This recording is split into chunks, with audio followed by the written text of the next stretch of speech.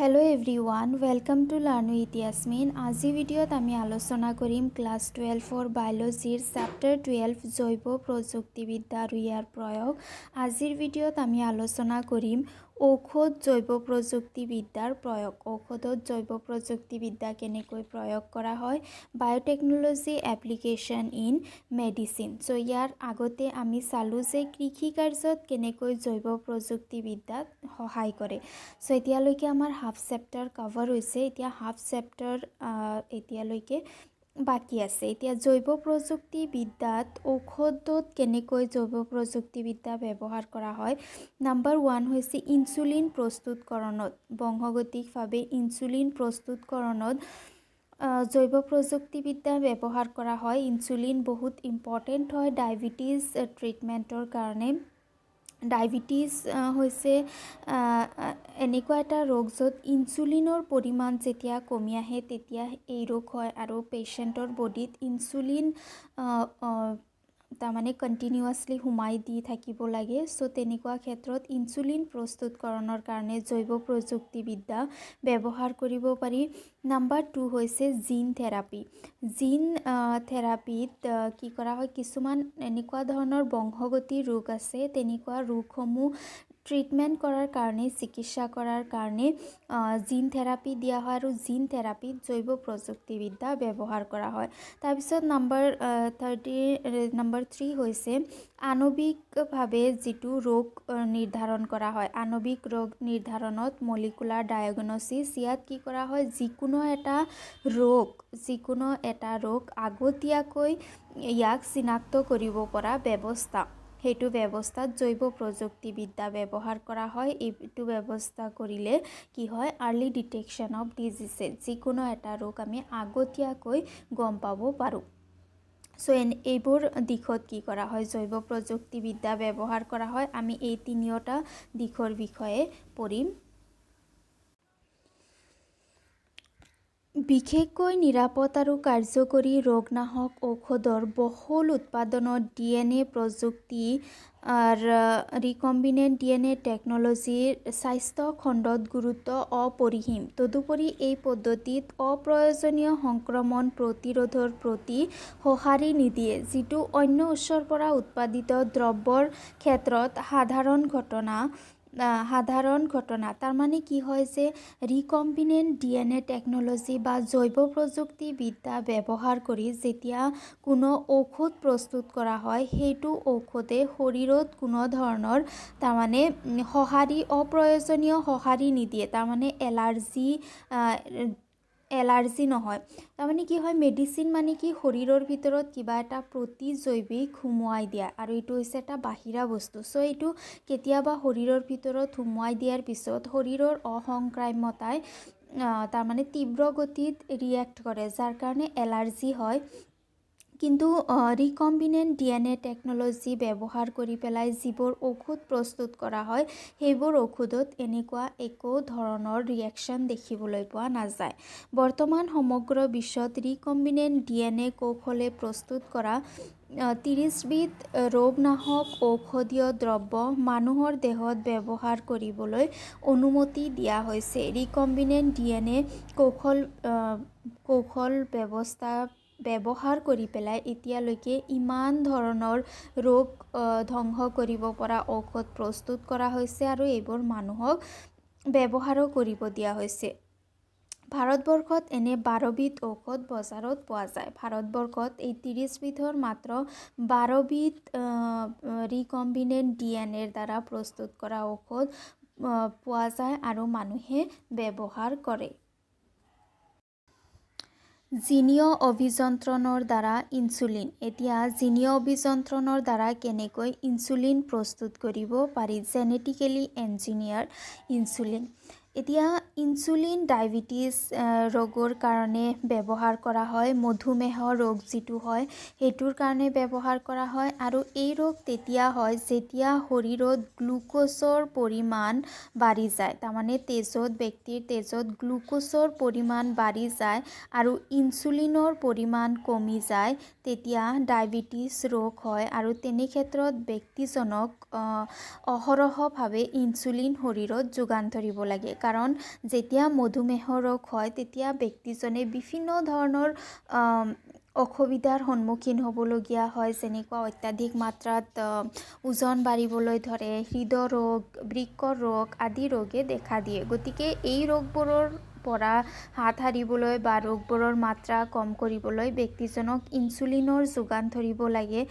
আৰু ইনচুলিন এতিয়া ব্যক্তিজনক বাহিৰৰ পৰা যোগান ধৰিব লাগে। যেতিয়া শৰীৰে অত্যাধিক মাত্ৰাত ইনচুলিন বা যিখিনি প্ৰয়োজনীয় সেইখিনি ইনচুলিন প্ৰস্তুত কৰিব নোৱাৰে, তেতিয়া দেহৰ বাহিৰৰ পৰা শৰীৰত ইনচুলিন যোগান ধৰিবলগীয়া হয়। আৰু তেনে ক্ষেত্ৰত ইনচুলিন কি কৰিবলগীয়া হয়, বেলেগ জীৱ জন্তুৰ দেহৰ পৰা আহৰণ কৰি উলিয়াই পেলাই মানুহৰ দেহত সুমুৱাই দিয়া হয়। অন্য জীৱ জন্তুৰ পৰা আহৰণ কৰা ইনচুলিন মানুহৰ নিজৰ দেহত নিঃসৰণ হোৱা ইনচুলিনৰ সমানে কাৰ্যকৰী হ'বনে, আৰু ই মানৱ দেহৰ ৰোগ প্ৰতিৰোধৰ বাবে অনুপযোগী নহ'ব নেকি? এতিয়া মানুহ আৰু জীৱ জন্তুৰ মাজত বহুত পাৰ্থক্য থাকে। মানুহৰ গঠন, আকাৰ, আকৃতিৰ বহুত ধৰণৰ পাৰ্থক্য থাকে, তেজৰ বিভিন্নতা থাকে। গতিকে বেলেগ জীৱ জন্তুৰ পৰা যেতিয়া ইনচুলিন মানুহৰ দেহত সুমুৱাই দিয়া হয়, তেতিয়া ব্যক্তিজনে বিভিন্ন ধৰণৰ অসুবিধাৰ সন্মুখীন হ'বলগীয়া হয়। বেলেগ জীৱ জন্তুৰ পৰা ইনচুলিন উলিয়াই মানৱ দেহত সুমুৱাই দিলে ইয়াৰ কিছুমান কুফল দেখিবলৈ পোৱা যায়, কিছুমান ডিছএডভান্টেজ দেখিবলৈ পোৱা যায়। ডিছএডভান্টেজবোৰ হৈছে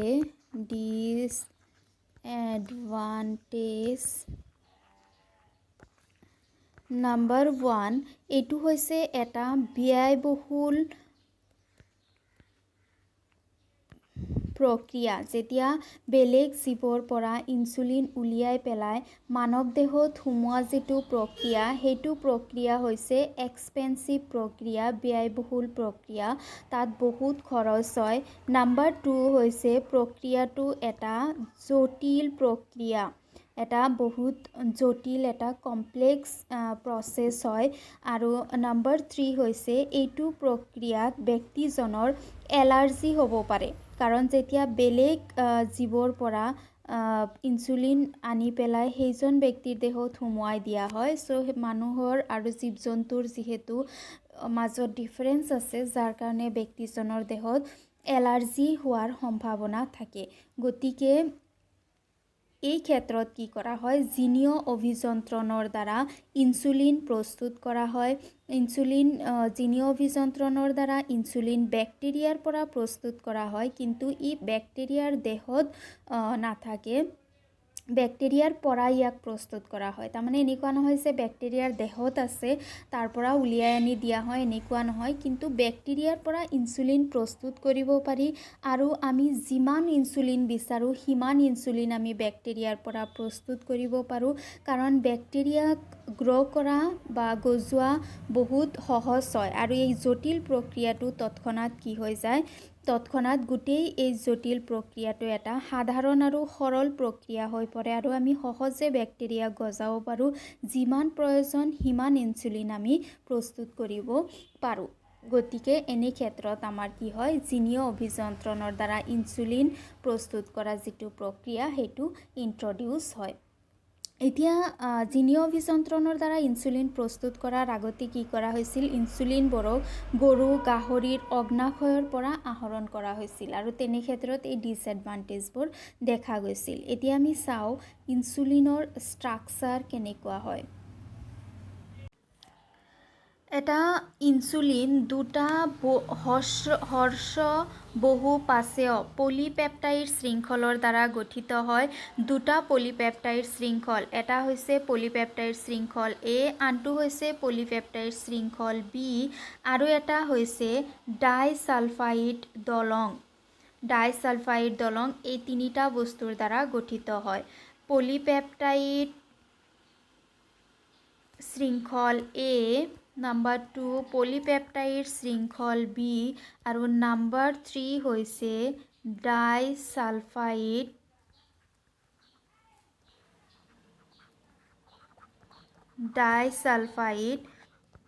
দলং। এইকেইটা বস্তুৰ দ্বাৰা এটা ইনচুলিন গঠিত হয়। ইয়াৰে সাপোজ এইটো হৈছে পলিপেপটাইড শৃংখল এ, এইটো হৈছে পলিপেপটাইড শৃংখল বি, এই দুটাৰ মাজত ডাইসালফাইড দলং থাকে। এনেকুৱা দলং থাকে যিটোৱে এ আৰু বি শৃংখল দুটাক সংযোগ কৰি ৰাখে। সংযোগ কৰাৰ কাৰণে এই তোমাৰ ডাইসালফাইড শৃংখলটো থাকে। সো যেতিয়া ইনসুলিন এটা সৃষ্টি হয়, যেতিয়া ইনসুলিন এটা সংশ্লেষণ হয়, তেতিয়া ইনসুলিনটো অপৰিণত অৱস্থাত থাকে। অপৰিণত অৱস্থাত থকা ইনসুলিনটোক প্ৰ-ইনসুলিন বুলি কোৱা হয়। প্ৰ-ইনসুলিন।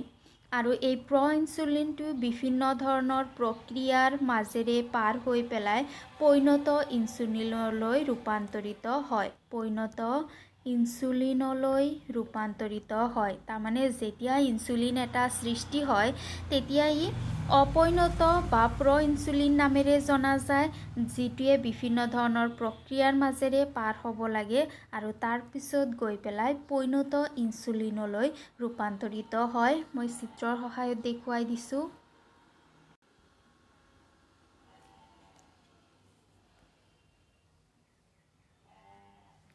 এনেকুৱা থাকে অপৰিণত ইনসুলিন, প্ৰ-ইনসুলিন, এইটো হৈছে শৃংখল চি, এইটো হৈছে শৃংখল এ আৰু এইটো হৈছে শৃংখল বি। সো ইহঁতে ডাইসালফাইড দলঙৰ দ্বাৰা এটা আনটোৰ সৈতে লগ লাগি থাকে। এইটো হৈছে প্ৰ-ইনসুলিন।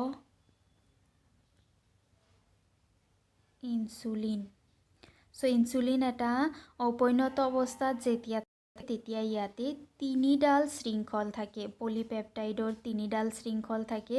ই বিভিন্ন ধৰণৰ প্ৰক্ৰিয়াৰ মাজেৰে পাৰ হয়। তাৰপিছত গৈ পেলাই ইহঁতে এ বি দুটা শৃংখলৰ সৃষ্টি কৰে। এই দুটা শৃংখল ডাইসালফাইড বান্ধনীৰ দ্বাৰা লগ লাগি থাকে। আৰু এটা শৃংখল চি, এই দুটাৰ পৰা ডিসকানেক্ট হৈ যায়। এ আৰু বি কানেক্টেড হৈ থাকে, কিন্তু চি শৃংখলটো ডিসকানেক্ট হৈ যায় আৰু তেতিয়া দুটা শৃংখলৰ দ্বাৰা এটা পৰিণত ইনসুলিনৰ সৃষ্টি হয়।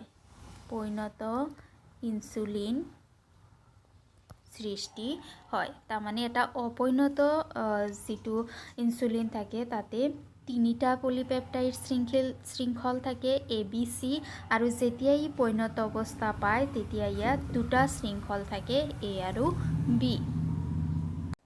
এইটো চোৱা, এইটো হৈছে এটা প্ৰ-ইনসুলিন য'ত তিনিটা শৃংখল আছে। এইটো হৈছে চি, এইটো হৈছে এ আৰু এইটো হৈছে বি, আৰু এইটো চোৱা ডাইসালফাইড দলঙৰ দ্বাৰা বান্ধ খাই আছে। সো যেতিয়া ই মেচিউৰ্ড হয়, পৰিণত অৱস্থা পায়, তেতিয়া এই যিটো চি আছে সেইটো ডিসকানেক্ট হৈ যায়। এ আৰু বি শৃংখল দুটা ৰৈ যায় আৰু ইহঁতে ডাইসালফাইড বান্ধনীৰ দ্বাৰা বান্ধ খাই থাকে। এতিয়া আমি চাওঁ যে কেনেদৰে আমি জিনীয় অভিযন্ত্ৰণৰ দ্বাৰা ইনসুলিন প্ৰস্তুত কৰিব পাৰোঁ। জিনীয় অভিযন্ত্ৰণ প্ৰক্ৰিয়া ব্যৱহাৰ কৰি পেলাই আমি কেনেকৈ ইনসুলিন প্ৰস্তুত কৰিব পাৰোঁ। সো ইয়াৰ কাৰণে আমি কি কৰিব লাগে, আমি এটা বেক্টেৰিয়া কোষ ল'ব লাগিব। বেক্টেৰিয়া কোষটোৰ পৰা আমি প্লাজমিড ল'ব লাগিব। যেনেকুৱা আমি জানো যে যিটো বেক্টেৰিয়া কোষ থাকে, বেক্টেৰিয়া কোষত দুই ধৰণৰ DNA থাকে। এটা হৈছে